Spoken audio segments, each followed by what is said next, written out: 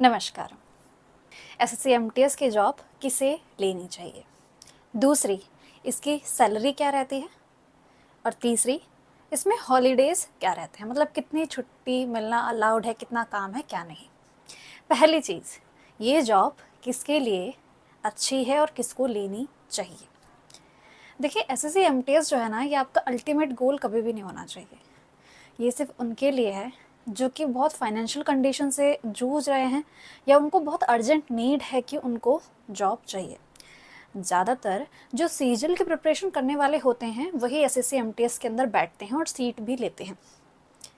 अगर उनकी financial condition सही है तो वो इस जॉब में नहीं बैठते हैं, बिकॉज उनको पता है कि छोटी छोटी चीज़ों को छोड़ना पड़ेगा एक बड़ी मंजिल को हासिल करने के लिए। सेक्रीफाइसेस देने पड़ेंगे, है ना। बट अगर किसी की मजबूरी बहुत ज़्यादा है और वो चाहते हैं कि मेरे पास ये सेफ ऑप्शन रहना चाहिए और उसके बाद मैं आगे पढ़ाई करूं, तो उनके लिए ये जॉब सही है। अब इसमें हॉलीडे का टॉपिक इसीलिए ऐड किया गया है कि अगर आप ऐसा सोच रहे हैं कि मैं इसमें जॉब ले लूँगा या फिर ले लूँगी और उसके बाद में पढ़ाई करूँगी, तो हॉलीडे का क्या सिनेरियो है, कितनी छुट्टी मिलती है, कितना काम होता है ना, क्या क्या चीज़ें हैं, वो किस तरह मैनेज होंगी।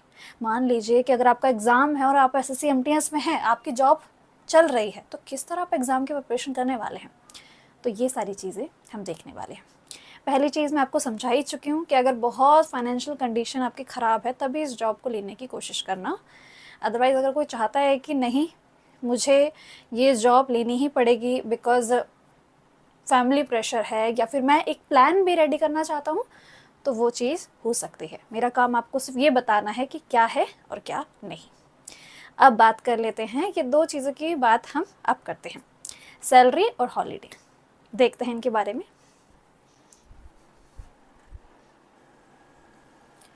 चलिए इस बारे में देखते हैं। मैं अज्यूम कर रही हूँ कि आप पहले से ही एसएससी एमटीएस के बारे में जानते हैं। अगर आप नहीं जानते तो आप मेरे चैनल पर विजिट करके बाकी वीडियोज़ एक बार देख लें। ये 10th लेवल एग्ज़ाम होता है, मतलब आपको सिर्फ 10th पास होना चाहिए और इसमें आप ज्वाइनिंग कर सकते हैं। सैलरी की अगर बात करें, अच्छा एक और केस, 18 एज भी होनी चाहिए, ठीक है। सैलरी की अगर हम बात करें, पहले तीन चीज़ें देखनी होती हैं। बेसिक पे है क्या है, ग्रॉस सैलरी क्या है और आपकी इन हैंड सैलरी क्या है। बेसिक पे जो आपका इस जॉब के लिए आता है वो आता है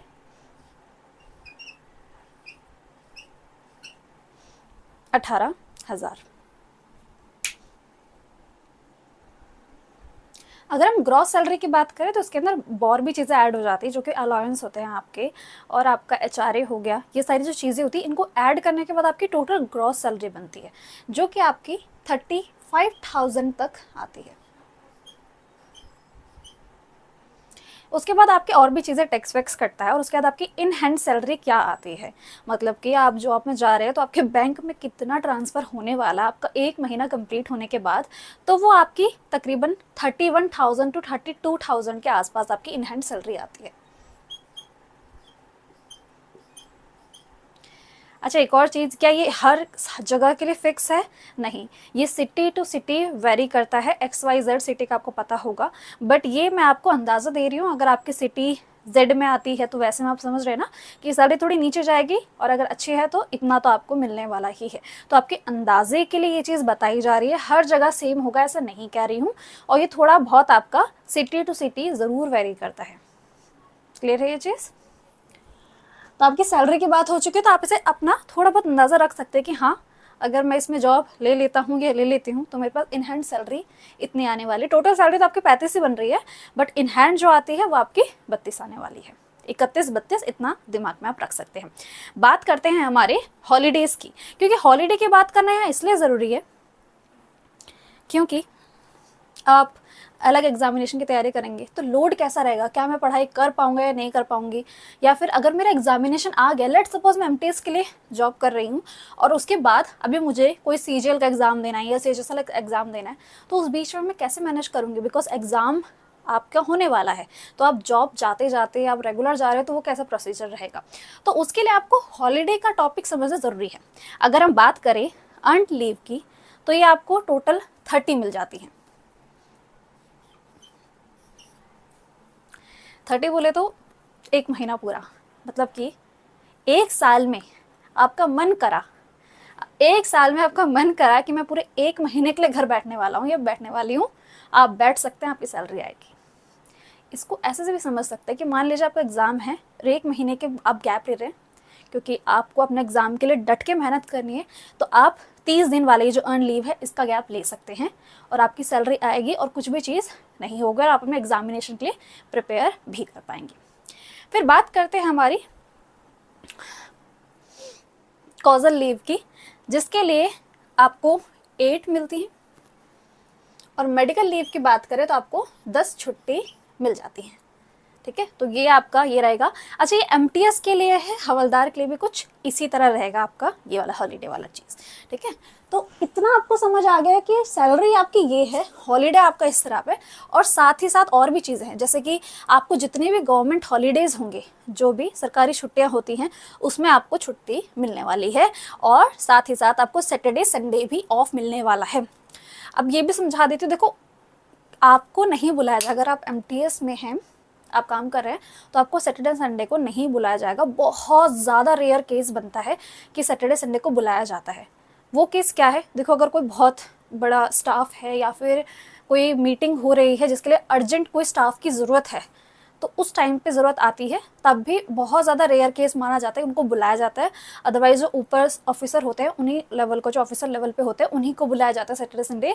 एमटीएस का कोई रोल नहीं बनता है। तो आपको दोनों ही चीज़ समझ आ चुकी है, आपकी सैलरी क्या रहेगी और आपके हॉलीडे क्या रहेंगे, जो कि मैं बता चुकी हूँ। ये अर्न लीव का कंसेप्ट मुझे आपको बताना था कि 1 महीने की छुट्टी आप ले सकते हैं, और आपको ऐसा नहीं होगा।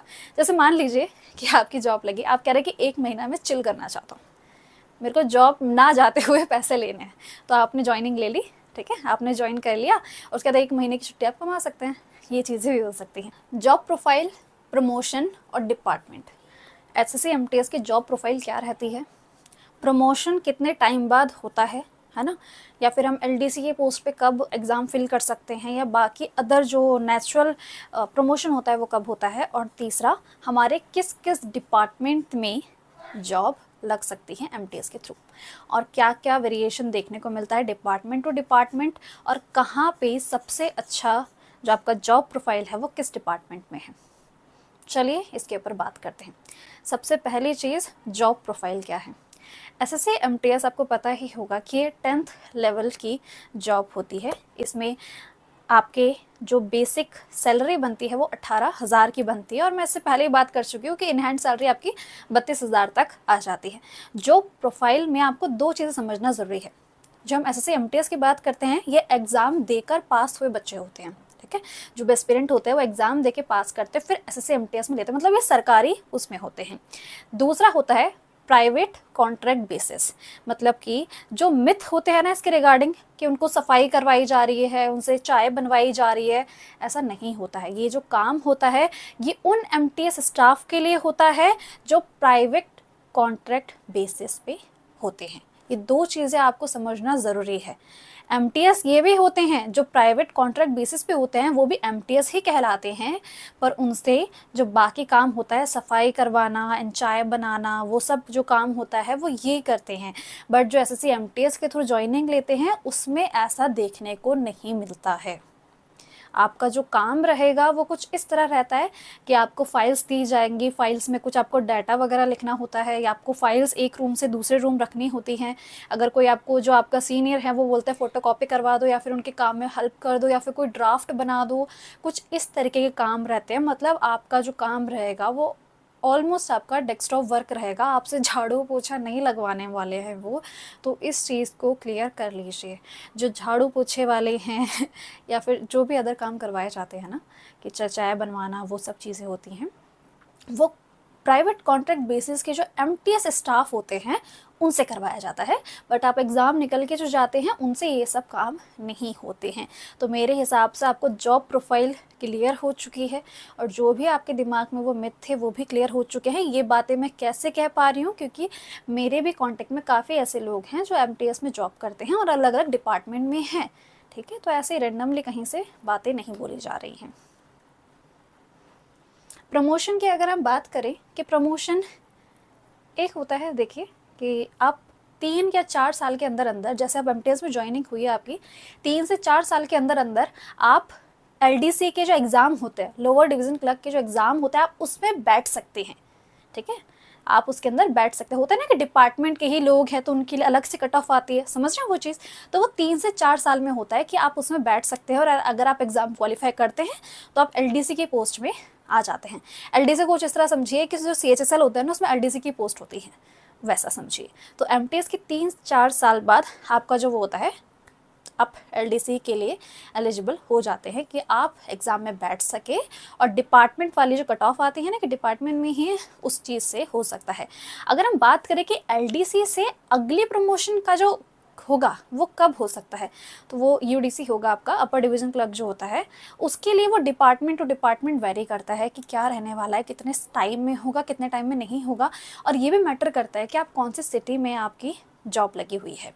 तो इन 3 चीज़ों को समझ के, बट आपको अंदाज़ा लग चुका है कि 3 से 4 साल में आप एक LDC एग्ज़ाम के अंदर बैठने के लिए एलिजिबल हो जाएंगे, और आपके डिपार्टमेंट वाली जो कट ऑफ होती है उसमें भी आप दे सकते हैं।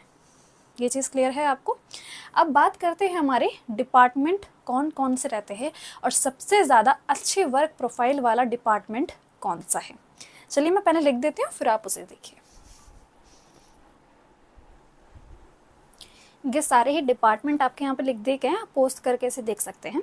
अब बात कर लेते हैं कि डिपार्टमेंट टू डिपार्टमेंट भी वर्क जो आपकी जॉब प्रोफाइल है ना वो थोड़ी बहुत वैरी करती है। बट जो बात मैं कर रही थी कि मेरी जिनसे बात हुई है, या जहाँ से मैंने सुना है कि सबसे ज़्यादा जो जॉब प्रोफाइल सबसे ज़्यादा अच्छी है, वर्क प्रोफाइल जहाँ पे अच्छी है, वो आपका इनकम टैक्स डिपार्टमेंट है। तो अगर आप वहाँ जॉब लेते हैं तो बहुत अच्छी बात होगी आपके लिए, ठीक है। तो यही चीज़ मेरे को आपको बतानी थी। और एक और चीज़ का याद रखना, मैं जो बात कर रही हूँ कि डिपार्टमेंट टू डिपार्टमेंट वेरी करता है थोड़ी बहुत चीज़ें, और ये भी कि सिटी टू सिटी भी आपका वेरी करता है कि आप किस सिटी में है। XYZ का जो अगर आपको सिनेरियो पता होगा उस हिसाब से है, ठीक है। बट ऐसा नहीं है कि आपसे क्लीनिंग का काम करवाया जाएगा। मेरे हिसाब से जो भी आपके डाउट हैं वो क्लियर हो चुके होंगे। अगर कोई बचे हैं तो आप कमेंट करिए, उसके ऊपर वीडियो बनाई जाएगी। मिलते हैं फिर नेक्स्ट वीडियो में। राधे राधे।